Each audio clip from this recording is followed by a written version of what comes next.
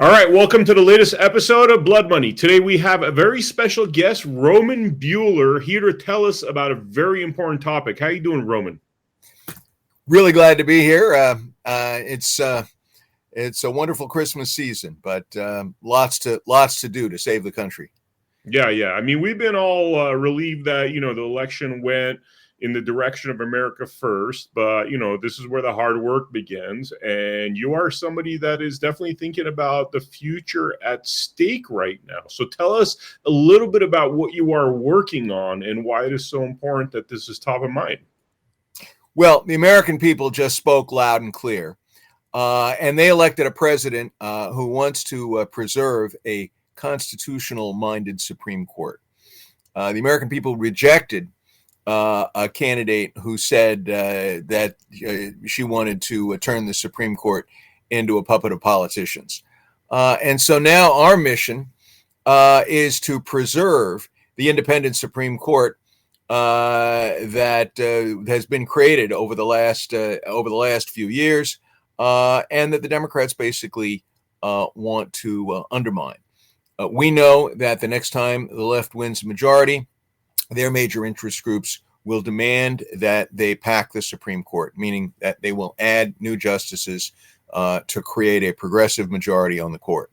And in addition to the disaster that it would be on a policy level, it would be an even bigger disaster, because what America needs is a court that will curb the abuse of power by politicians in Washington, not a court that will rubber stamp them.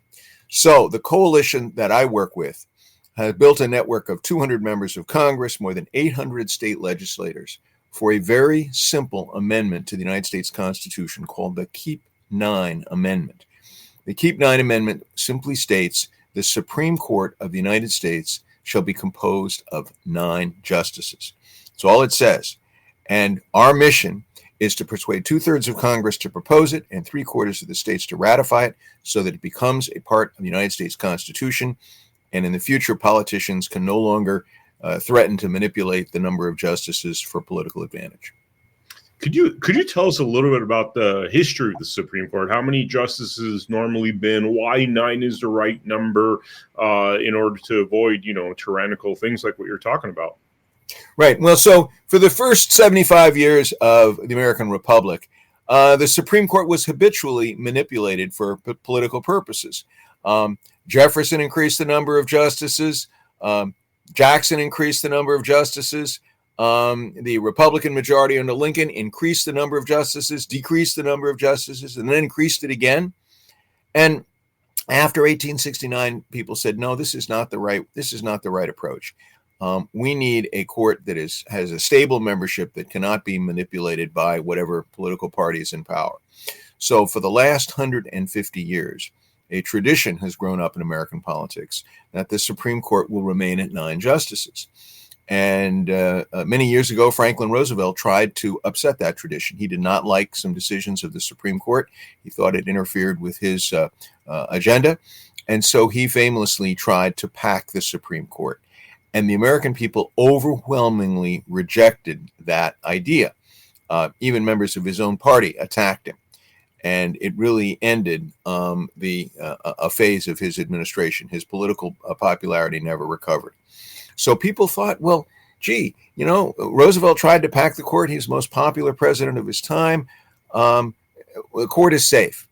But in recent years, the left has begun to attack and undermine the reputation of the court because they don't like some of its decisions. Now, throughout American history, decisions of the court have always been unpopular. But the left is not just attacking the court's decision-making. The left wants to fundamentally transform the institution from one where justices once appointed are independent, from one that is basically controlled by the majority party. And we can see where this kind of thinking leads if you look at what happened in Venezuela. Chavez and now Maduro have expanded the Supreme Court in Venezuela to I think it's 35 members because they want absolute control. And that's what the left wants. They want absolute control. So the tradition is now breaking down, and we need to strengthen the protections that preserve the independent Supreme Court. So okay, so do you what are the measures that people would have to take? So with this keep nine amendment, what are the measures that people would have to take to help out to make sure that something like this is ratified?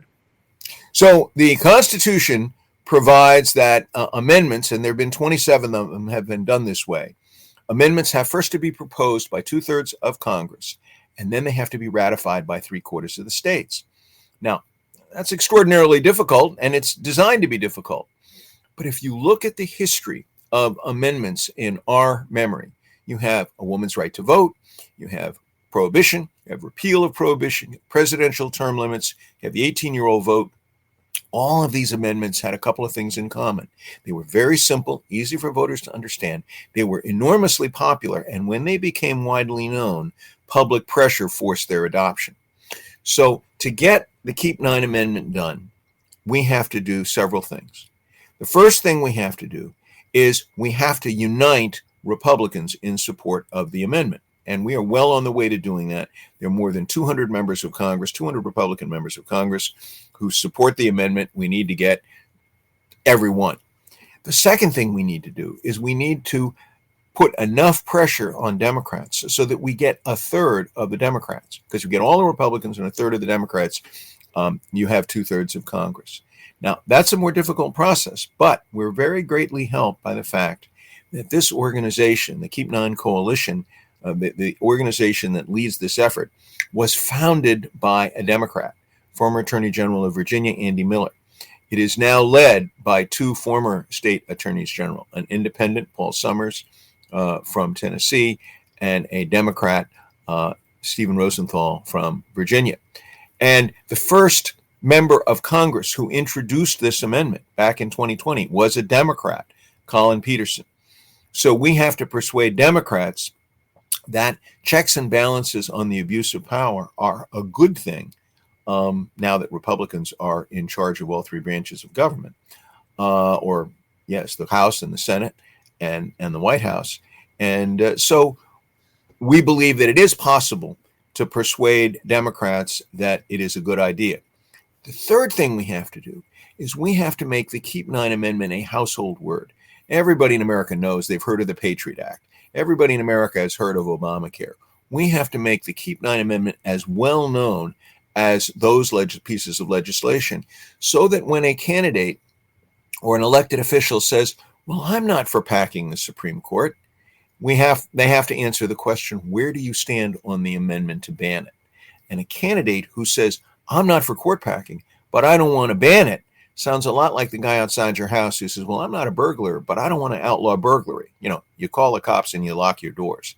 So if we can make the Keep Nine Amendment widely known, we will develop the public pressure that will force both Democrats and Republicans to support it, and we'll get it done. So that's kind of a brief summary of what we have to do. Now, it's interesting that it was a Democrat that first wrote this. What's the story behind that? So when we first started talking about, this was back in 2019, we first looked and we saw the chatter on the far left about packing the court. And so we started talking, well, gee, we can't stop packing the court by winning elections, because sooner or later the left is going to win an election. If you look at the last 100 years, there's never been a period more than 15 years between times the left has had control of the Congress and the White House. So we knew then that we needed a constitutional amendment that would take away the power of politicians to manipulate the court, no matter who was in charge. But we knew that we could not succeed unless we found Democrats to be involved. And so it took quite a while, but we did finally find Andy Miller, who had been a Democratic Attorney General in Virginia, had been the Democratic candidate for Senate in Virginia, had only lost by a couple of percent of the vote.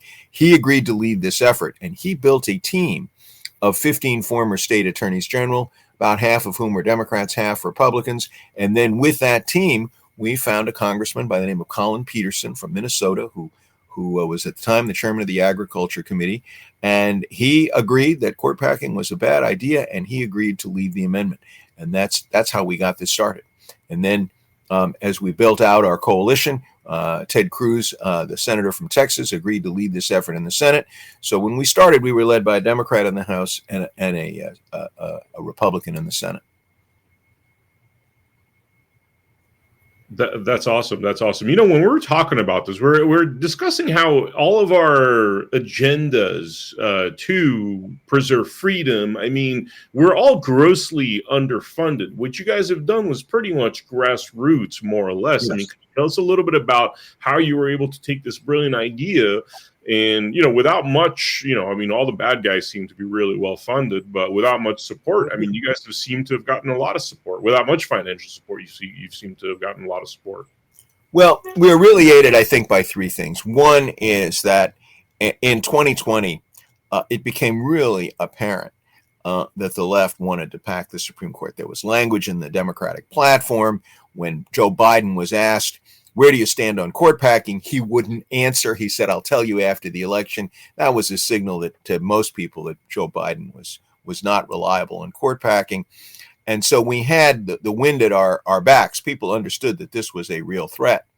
The second thing is we were very, very fortunate in having Ted Cruz, who has long been a leader for constitutional principles. And in the House, we had an extraordinary a sponsor starting in 2021, a congressman from South Dakota by the name of Dusty Johnson, who everybody likes. And so by the end of that Congress, we had 183 House Republicans and 20 Senate Republicans.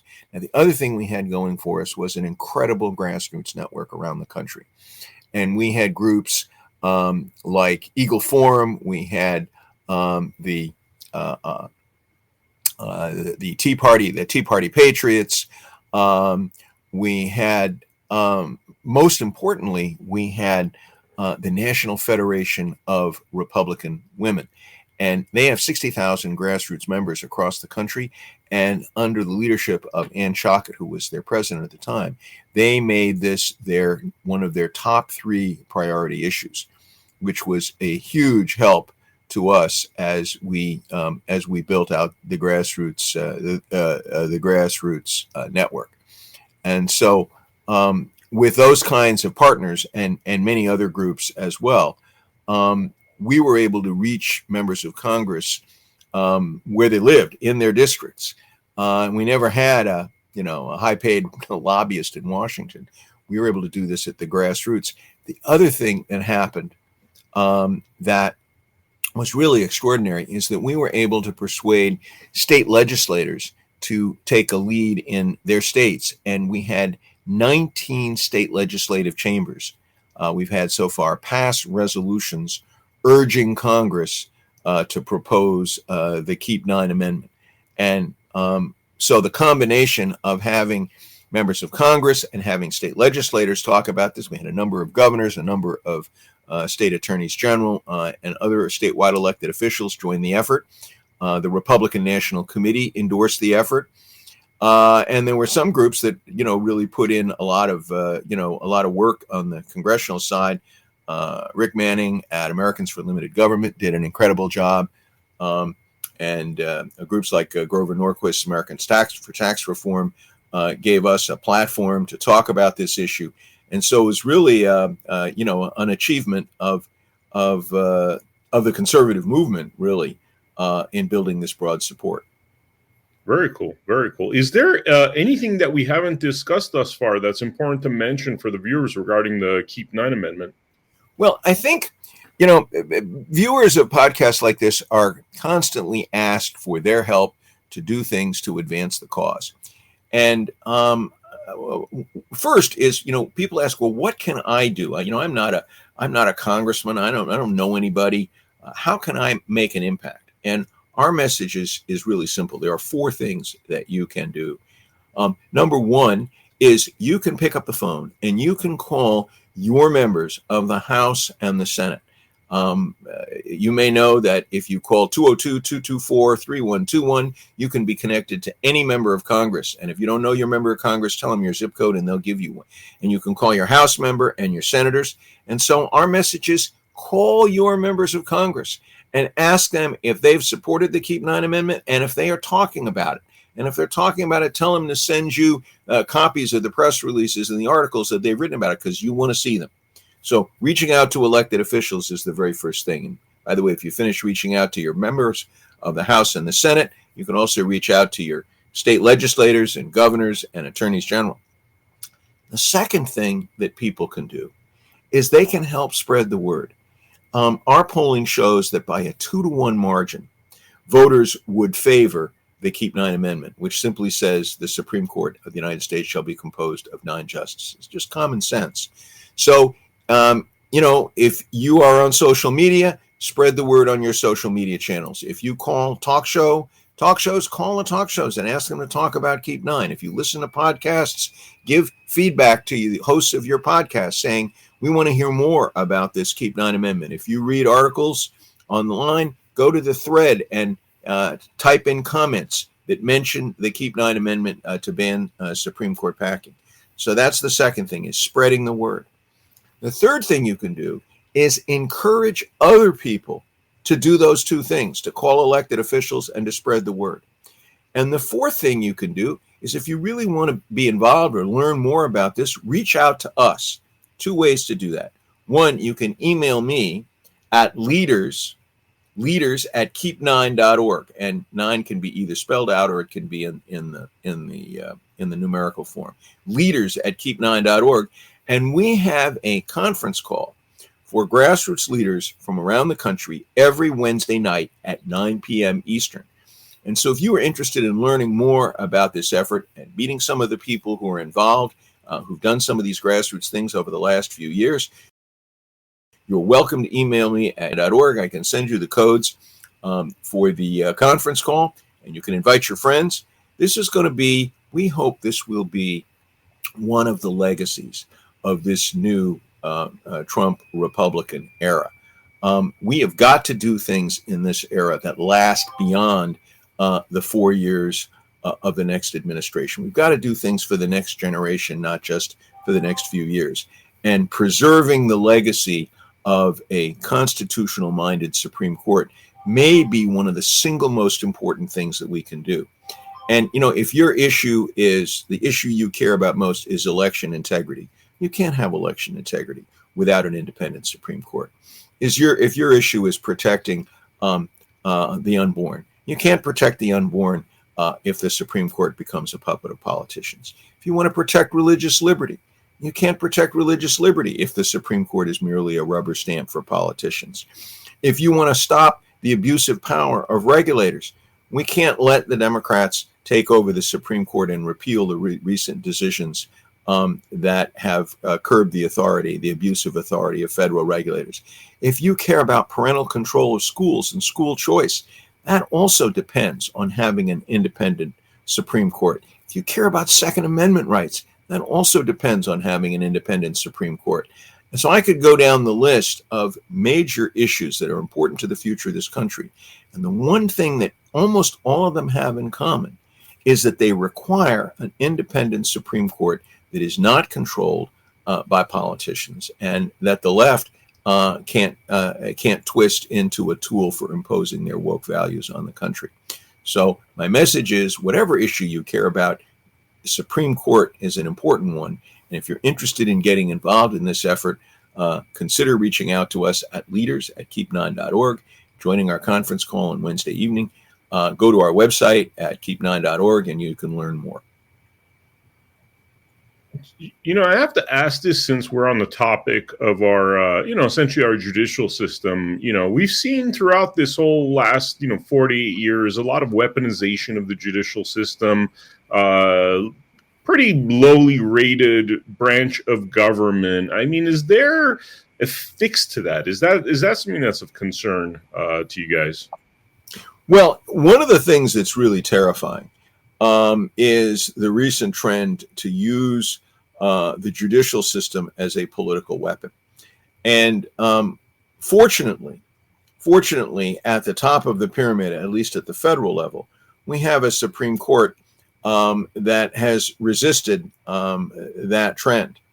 And I think it's very dangerous when a Justice Department goes out and decides to target a politician they don't like who might run for president, and that's not something we should tolerate in this country.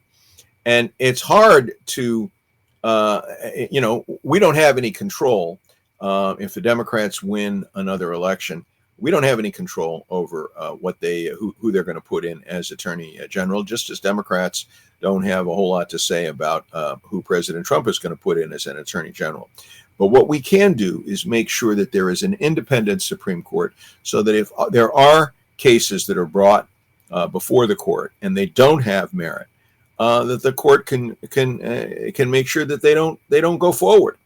And so resisting the tendency to politicize the judicial process requires an independent Supreme Court. And frankly, that independent Supreme Court is at great risk the next time the left wins control of Washington. They so badly want to control all three branches of government so that they can wield absolute power, that if we don't get this amendment done before the Democrats next win control of Washington, the consequences are going to be truly catastrophic. Wow. Very important stuff to keep in mind. For the viewers out there, Roman, could you send me an email with all those links so we stick them below? People could click on it. Awesome.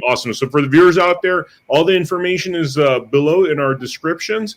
Thank you so much for joining us for this episode of Blood Money. Make sure you check out AmericaHappens.com for all of our latest content, and I will see you all on the next episode of Blood Money. Thank you.